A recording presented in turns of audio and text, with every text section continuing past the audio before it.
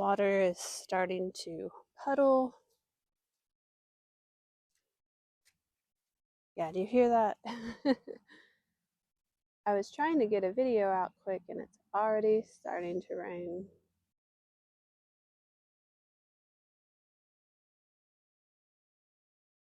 But the plants are liking it for sure. They're doing good. Here's some Baplurum. This is the bachelor buttons, and they are doing really good.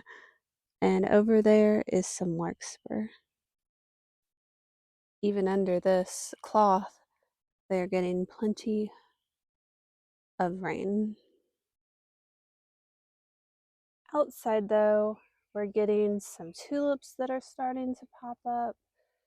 The irises are starting to come up here and there.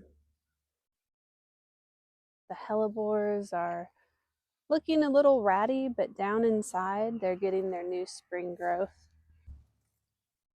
If you look way down there, that's all the new growth coming up.